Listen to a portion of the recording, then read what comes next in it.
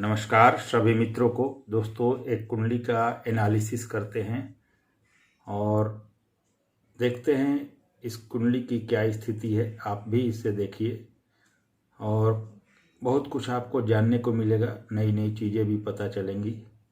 तो चलिए इस कुंडली को हम देखते हैं और इन जातक के प्रश्नों के सटीक जवाब देने की कोशिश करते हैं।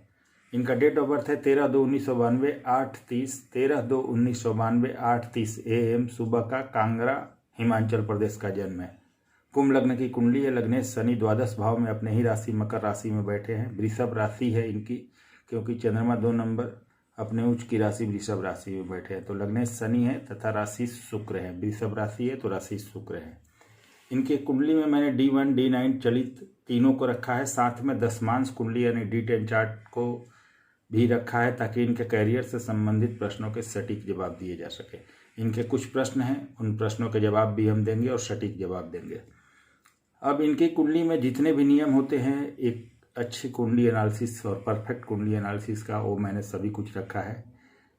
इस कुंडली में अष्टकवर्ग षडबल केपी एस्ट्रोलॉजी का भी पूरा इस्तेमाल किया है। तो अष्टकवर्ग षडबल केपी एस्ट्रोलॉजी पुष्कर नवांश विंशोपक बल सभी नियमों को अप्लाई किया है, ताकि बिल्कुल परफेक्ट एनालिसिस हो सके। और सभी ग्रहों का तथा सभी भावों का विस्तृत विश्लेषण अलग अलग किया गया है और ये विस्तृत कुंडली एनालिसिस है।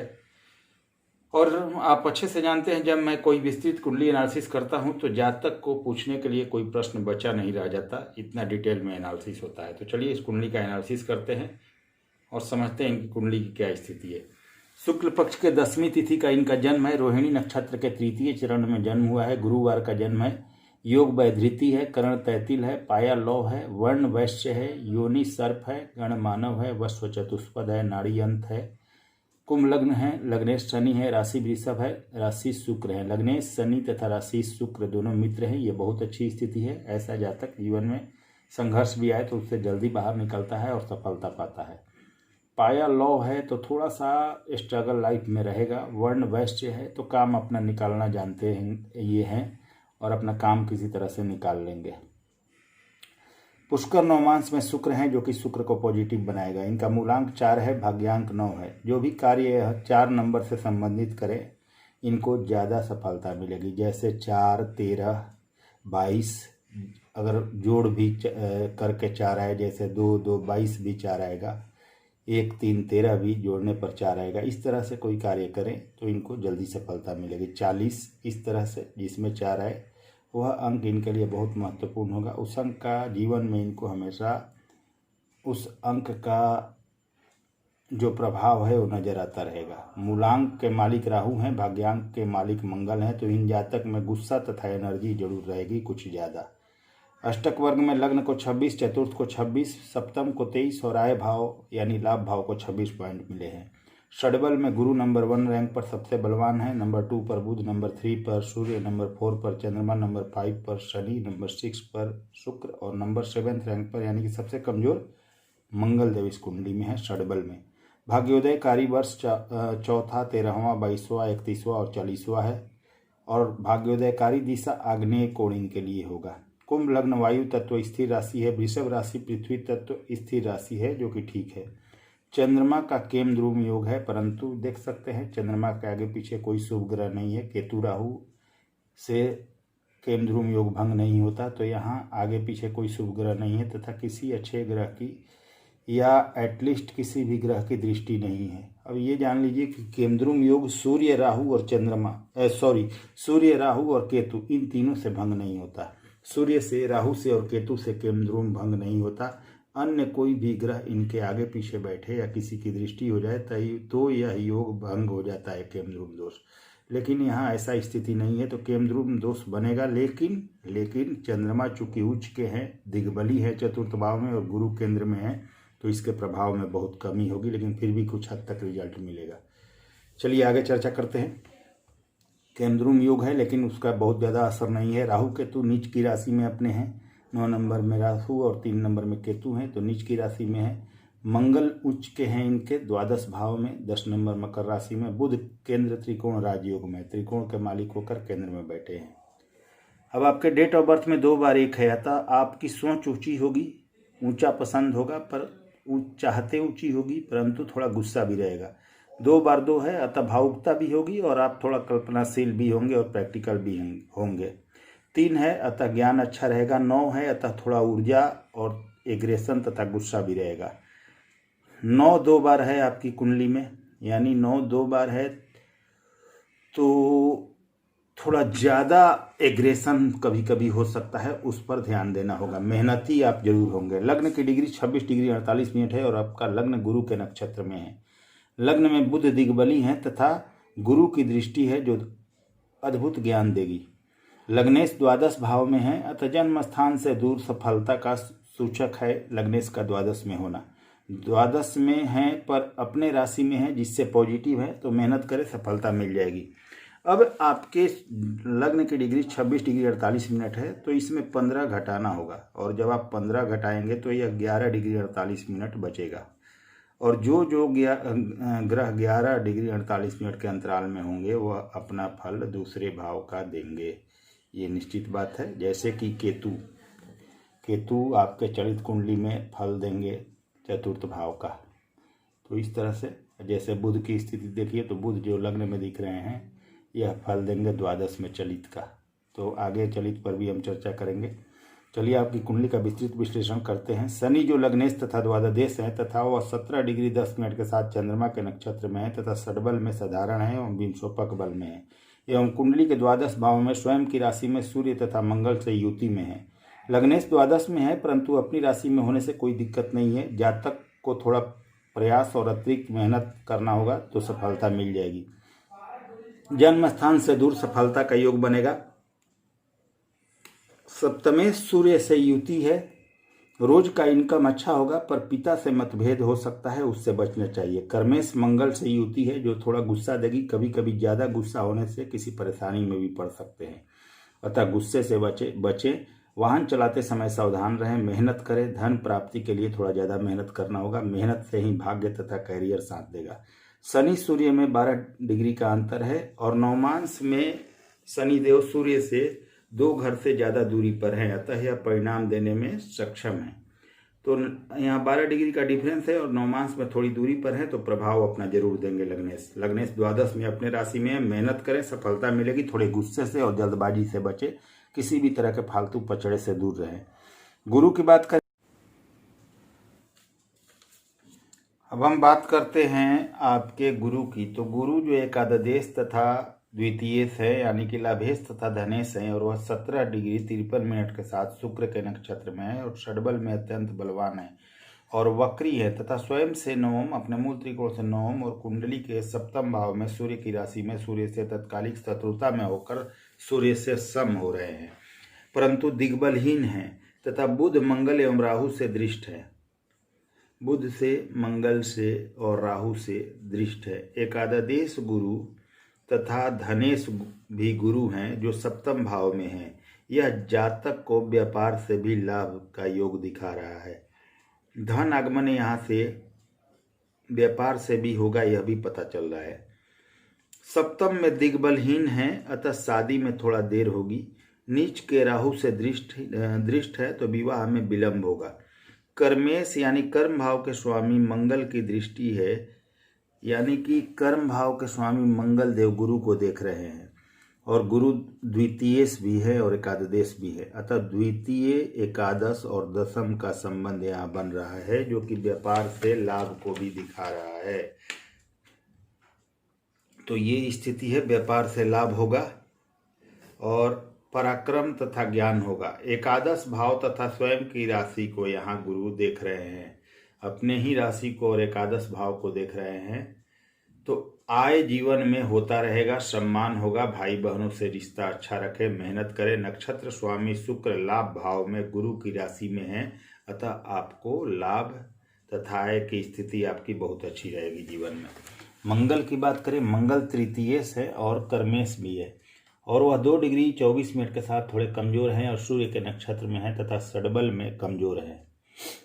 2 डिग्री के साथ थोड़े कमजोर हैं, यानी 2 डिग्री 24 मिनट के साथ सूर्य के नक्षत्र में है और षडबल में भी कमजोर है, परंतु विंशोपक बल में होने से कुछ बल प्राप्त हो रहा है और स्वयं के मूल त्रिकोण से दशम और कुंडली के द्वादश भाव में है। अपने मूल त्रिकोण से दशम और कुंडली के द्वादश भाव में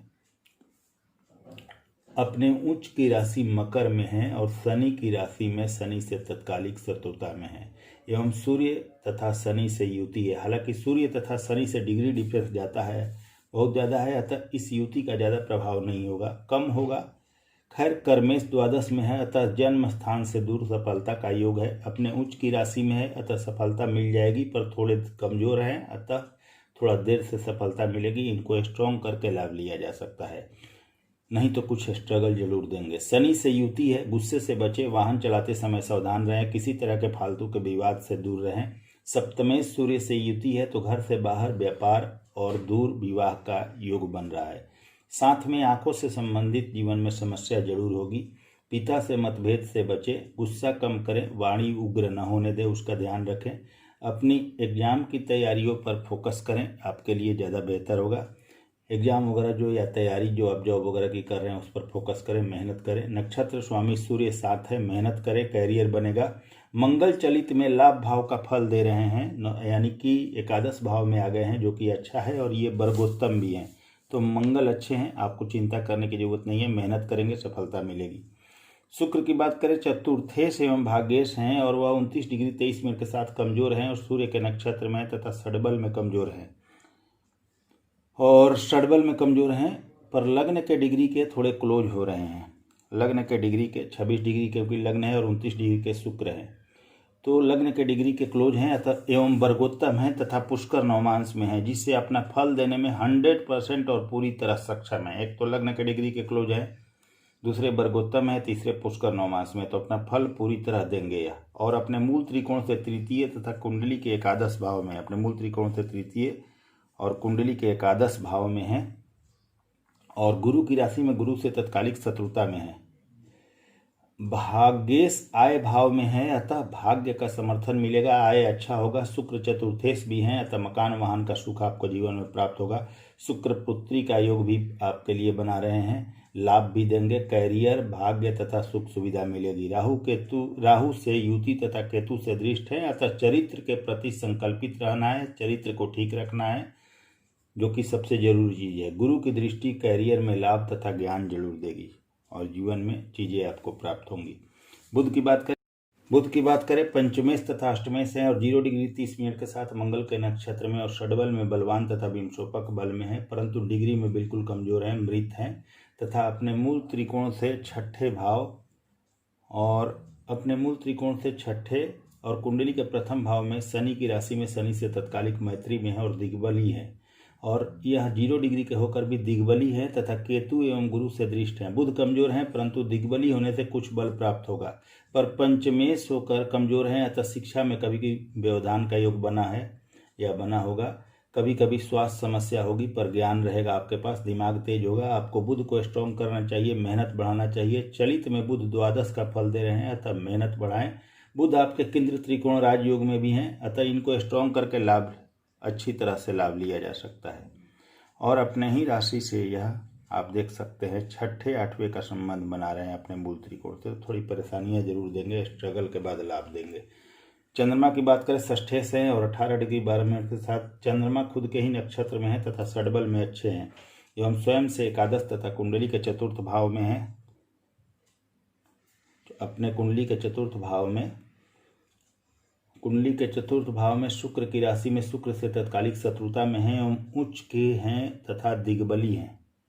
यह शुक्र से तत्कालिक शत्रुता में है तथा उच्च के हैं और दिग्बली हैं, पर केम द्रुम योग में है, क्योंकि कोई भी शुभ ग्रह इनके आगे पीछे नहीं है तथा किसी भी अच्छे ग्रह की दृष्टि नहीं है।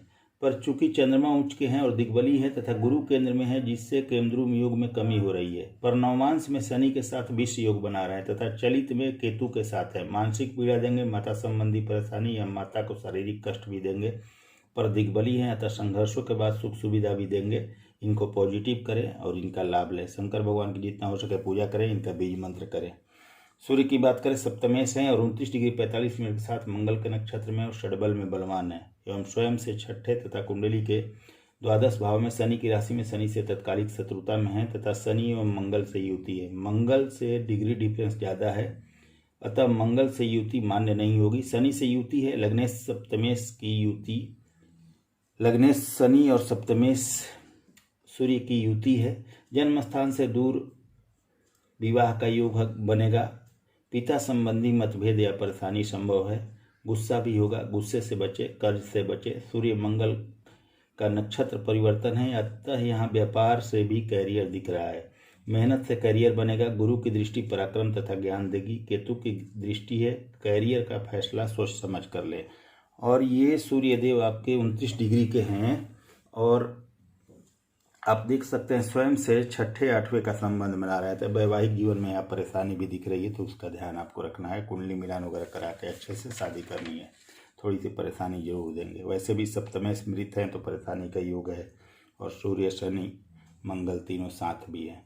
राहु की बात करें, एकादश भाव में धनु राशि में है, 13 डिग्री 46 मिनट के साथ शुक्र के नक्षत्र में है और शुक्र से युति में है। एकादश के राहु अच्छे हैं, आय देंगे चाहे गलत तरीके से, पर आय होगा। भाई बहनों से रिश्ता अच्छा रखें, प्रेम संबंध में सावधानी रखें, चरित्र का ख्याल रखें और वैवाहिक मतभेद से बचें। हालांकि नीच के हैं परंतु कुछ हद तक यहाँ अच्छा फल जरूर देते हैं।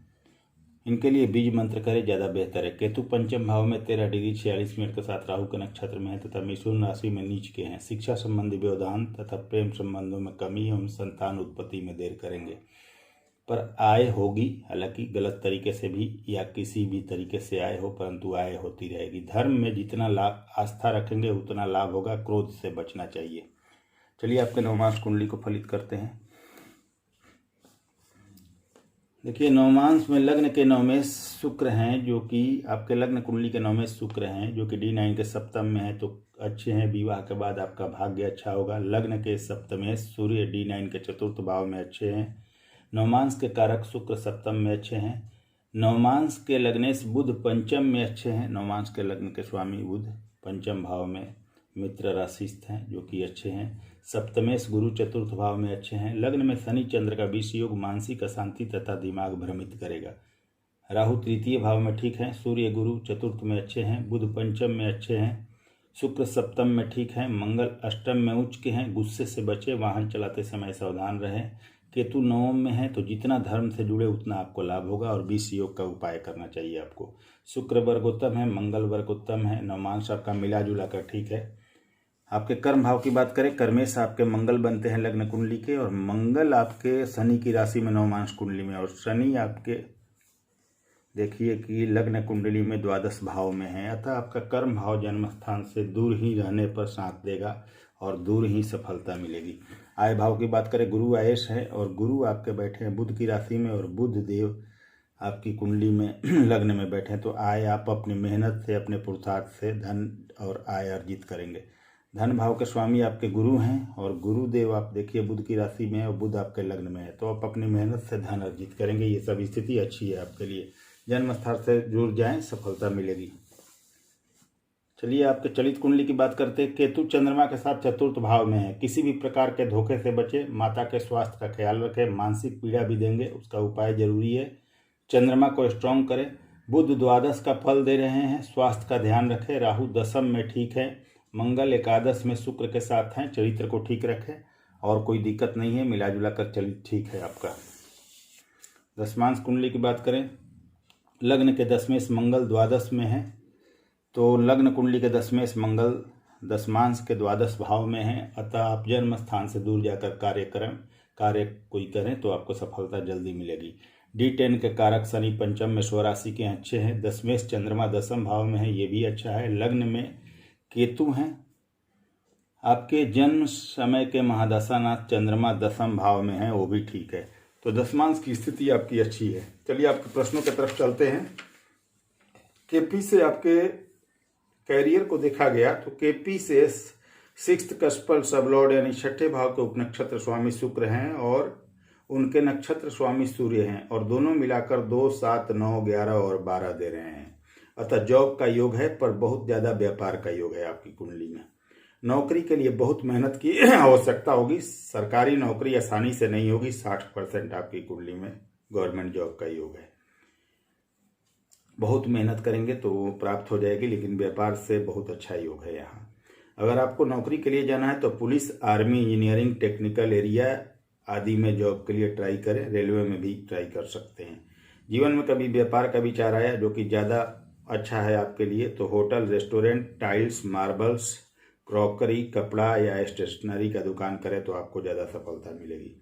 धन जीवन में आपको अच्छा प्राप्त होगा, मेहनत परंतु ज़्यादा करनी होगी। विवाह का योग चल रहा है, परंतु 2022 में विवाह करना उचित होगा। उस समय योग भी होगा। पूर्व और उत्तर दिशा में विवाह का योग है और 2022 में परफेक्ट योग है।